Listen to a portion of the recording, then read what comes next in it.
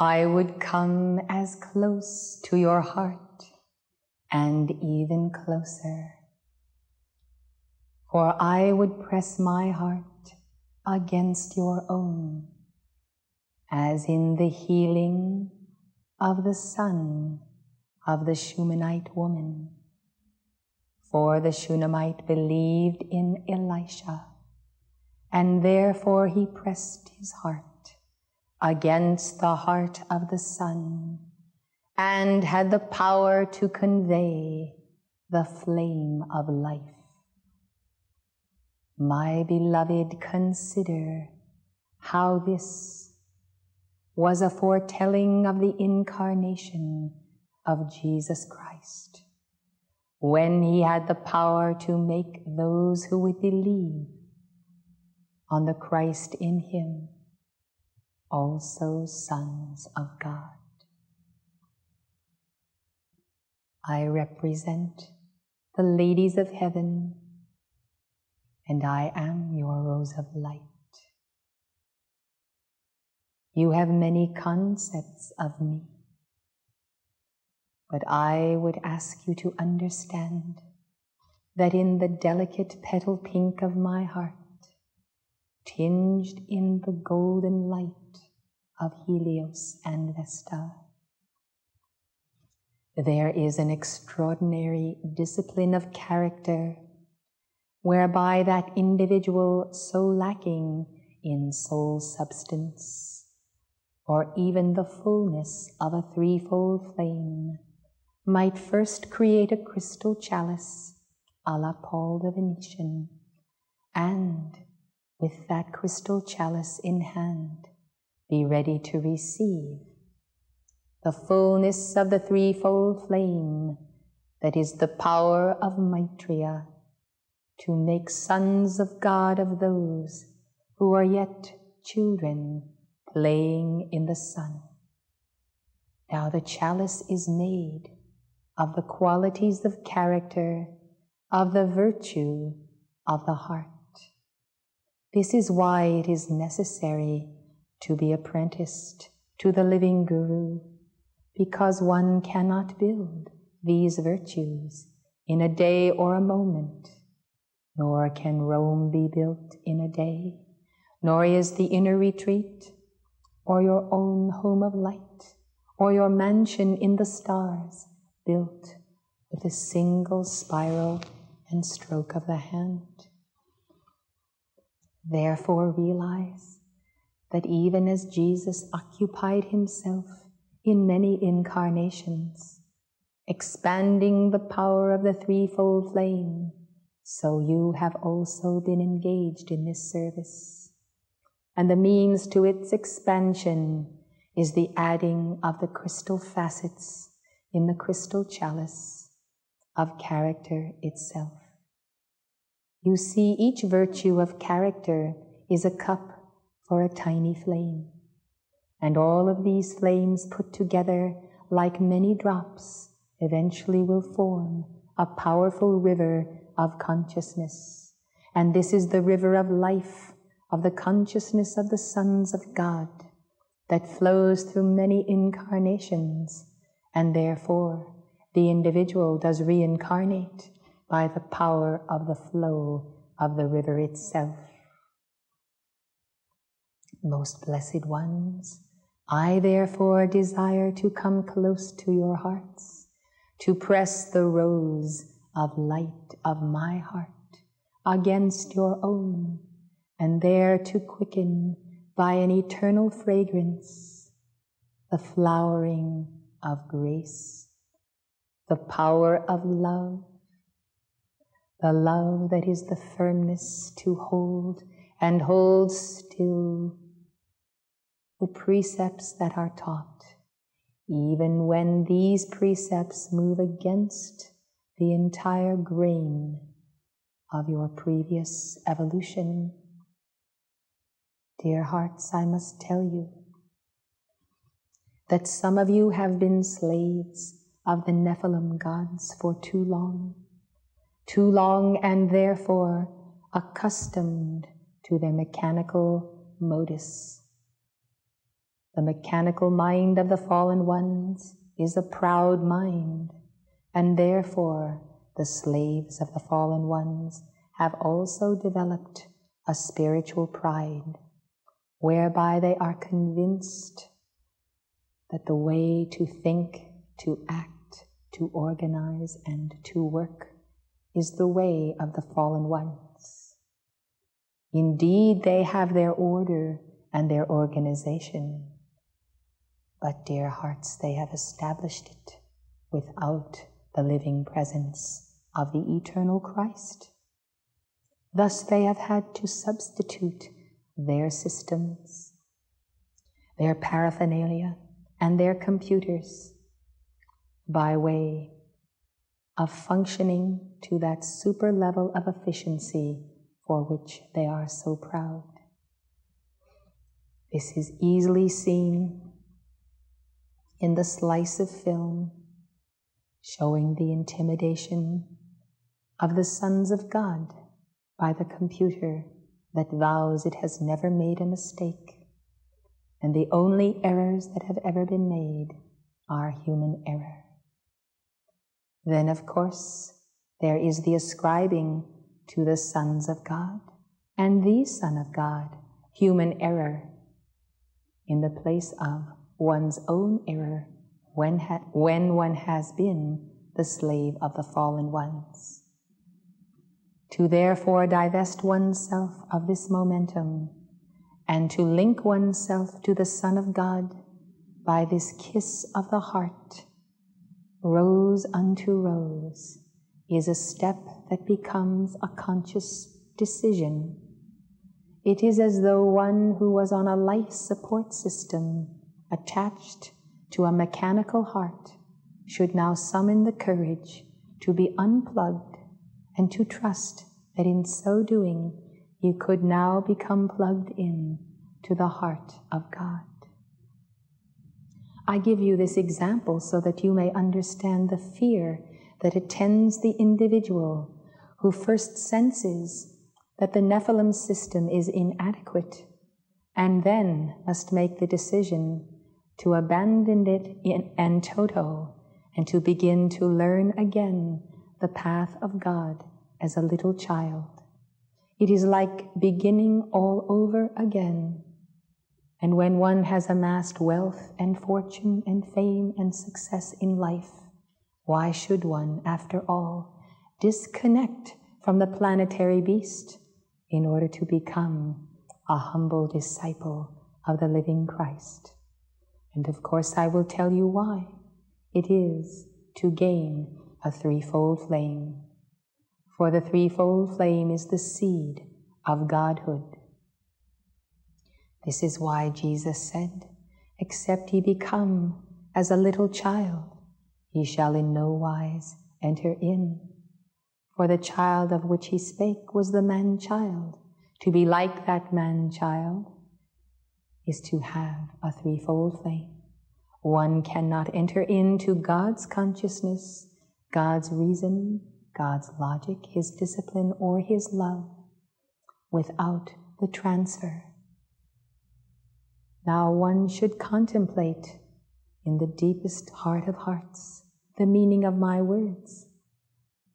For you see, some do not know how much they have vested in the systems of the fallen ones, how much their own intellectual processes, how much their own attitude toward life is based upon that standard that has been set by the iron gods, by those who are made of gold and silver and brass, those before whom the children of Israel bowed.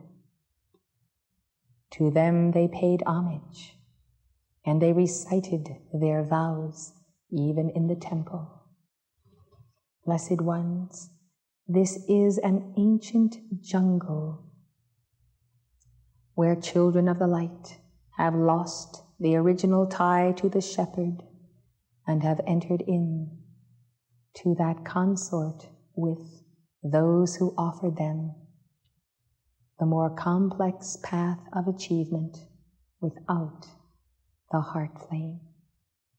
However, when making their offer, these serpents in the garden have never stated that in order to follow them, one must disconnect from Almighty God's life support system.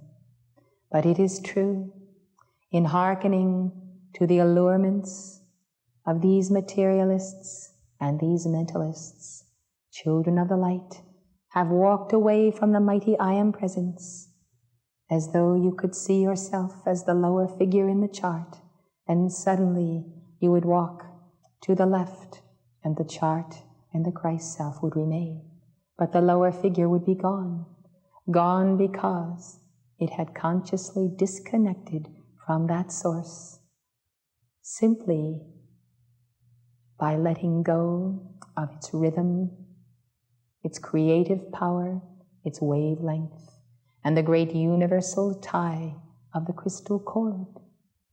This is done when an individual consents to cooperate in the schemes of unreality, whatsoever they may be.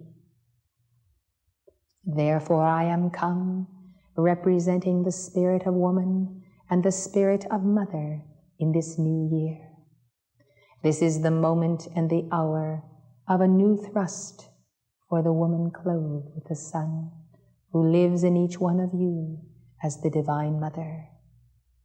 May you add another star to your crown in this year, thereby bringing rejoicing to her heart, for each one of you is earning, as Girl Scouts and Boy Scouts earn their badges, earning the badge of the crown of the World Mother, star by star, and each of the points and the center itself represents many cups of virtue of character building, the first of these being humility. You will not find humility in the ranks of the taskmasters and their slaves. The slaves are, if it were possible, even more proud than their taskmasters, for they are proud to be servants of the gods. Strange as it may seem, beloved, often when students come into this teaching, they take in a great deal of the truth, but they do not leave behind the error, and therefore their consciousness begins to be a potpourri of a mingling of that teaching of the false hierarchy and the great white brotherhood. These are not false teachings that counteract the basic laws of life, but they are teachings that have to do with human momentums, teachings that have to do with thought modes and the feeling structure in the desire body. These are those mental matrices and etheric matrices that actually have a shape and a geometry that contain the morsels of consciousness whereby an individual gains an outer as well as an inner personality.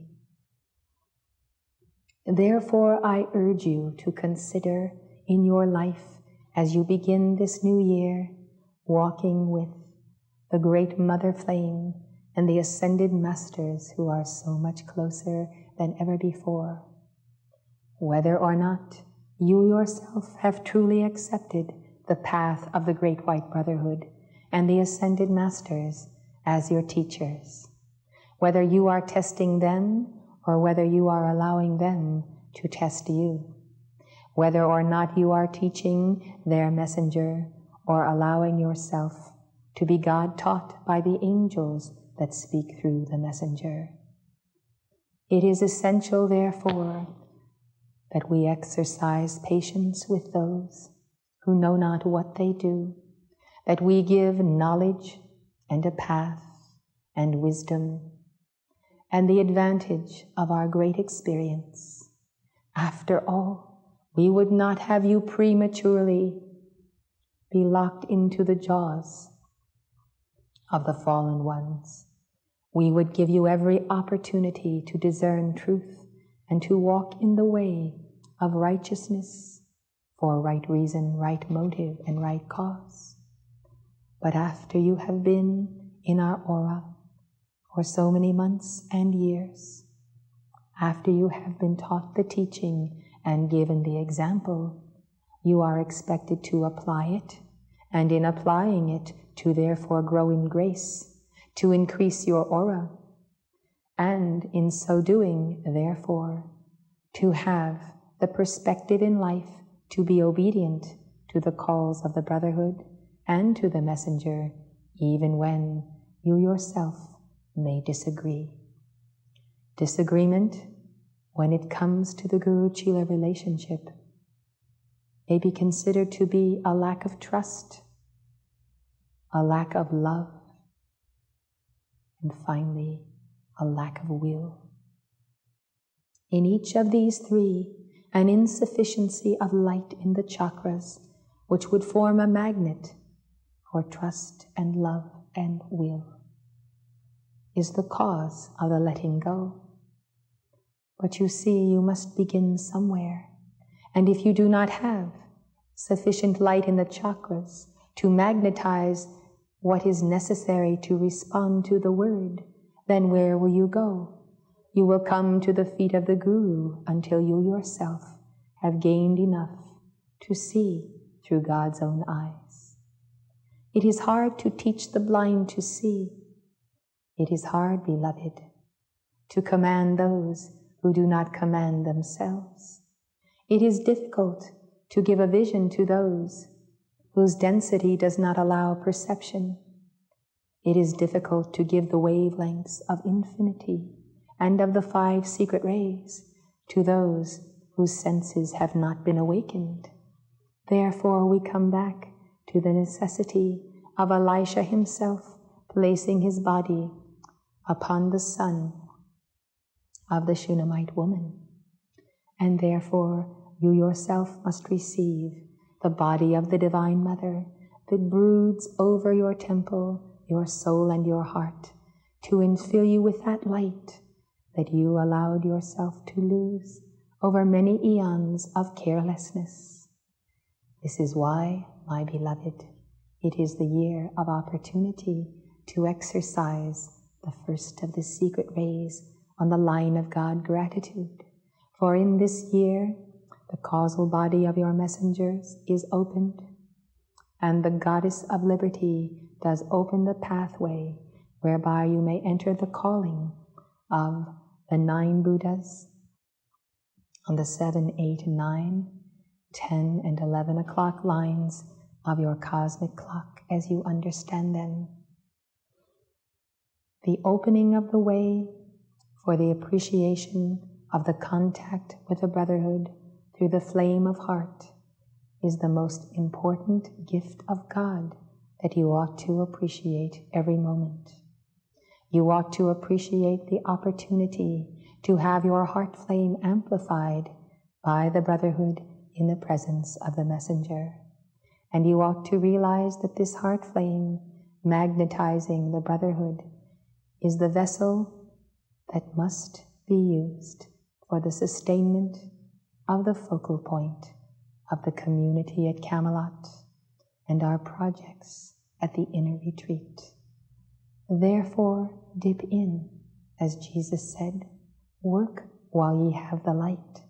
Work at freeing yourselves from the mechanization momentums so daily programmed into the souls of the people by their contact with the media.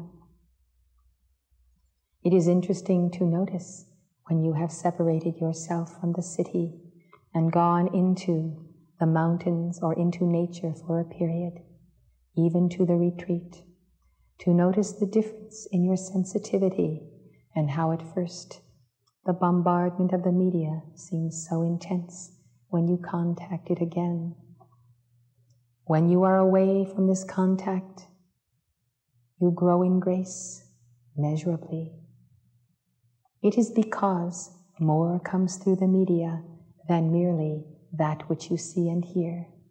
These wavelengths can be projected through both by psychotronics and by UFOs.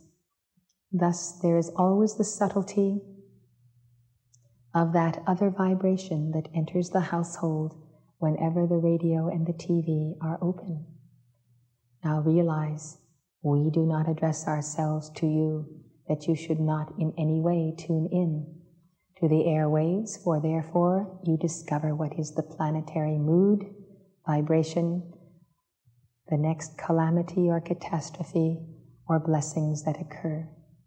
Thus it is important to know what is happening, but not to indulge one's finer vehicles in the very process of being a sifter for harmful cosmic rays.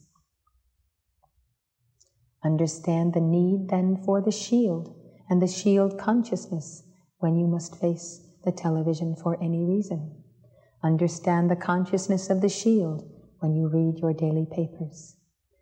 And understand that for the refinement of the 4 lower bodies of the messenger, during the period of her training, it was required for her not to be in contact in any way whatsoever with the media. She was not aware of the reasons why, but merely obeyed and pursued the inner calling. These reasons have become abundantly clear. Therefore, in this hour, I ask you to seek the closeness of our hearts, the hearts of the mothers of heaven, and I ask you to feel now as I press the flower of my heart, the petals of the golden pink glow ray, the pink combining with the secret ray, and therefore the yellow and the pink, and the transcending of these colors into other colors not seen.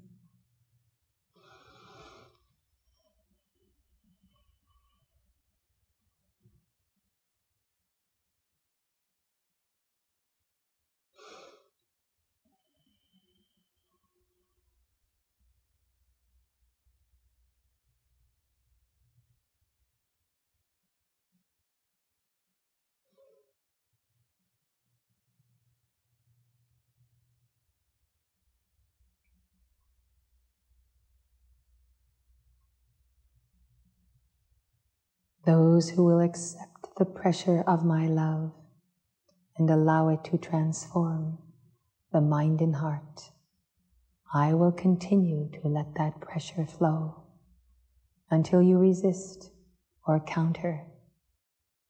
Whether knowingly or unknowingly, it must be so, for I cannot give more than you are able to receive. I press the wisdom flame of my heart to yours, that you might have a transfusion of the ripening of my soul in the path of the wisdom of the Buddha.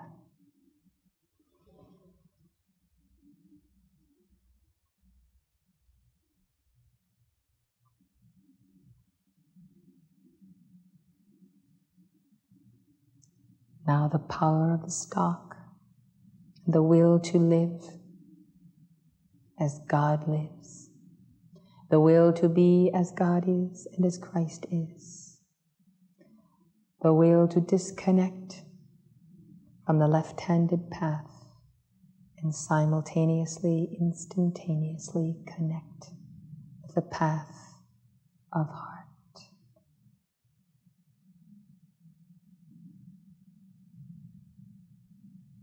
Unto you I press the flower of my heart, that you might not even feel a moment's pain of the exchange nor of the surrender. Tender is the care of the Cosmic Virgin for her own, and I am joyous to represent beloved Omega to you. Understand that we have come full circle in this publication of heart. For its deeper meaning, every soul of light will know. The souls of light on this planet know the meaning of the heart of Shambhala and the sacred heart of Jesus, the immaculate heart of Mary. They know the hearts of the saints and the ascending suns. Heart itself is a path all its own. Why, it is the path of the ruby ray of Sanat Kumara. And it is the building day by day of the substance of soul.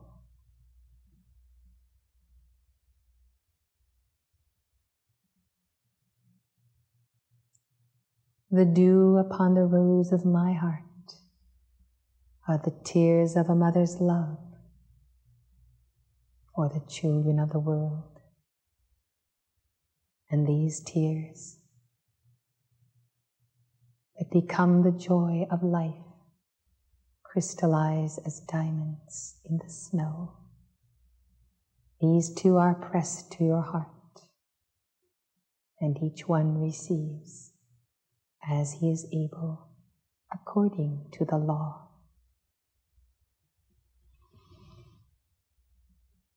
I make the sign of the purity of the dove to you, and I return to the flawlessness of the diamond heart of Moria. I have asked our beloved Chohan that I might be his student this year, to learn more of his diamond heart, and he has received me. I will see you there at Darjeeling, as you also desire to know what exactly makes the Master tick. What is the source of his love for the will of God and that strength? What makes the ticker tick of the cosmic clock embodied as our own beloved El Moria? When I find out, I will not tell you, but I will tell you to go and find out for yourself. For only in the being of the Chila, actively day by day, will you come to know what is the inner working of the mind of the Guru. Those who cherish that knowledge will count not the cost and will pay the price to come into alignment and not to argue against the law that is the source of their life. In the name of the will of God, I am with you always. Rose of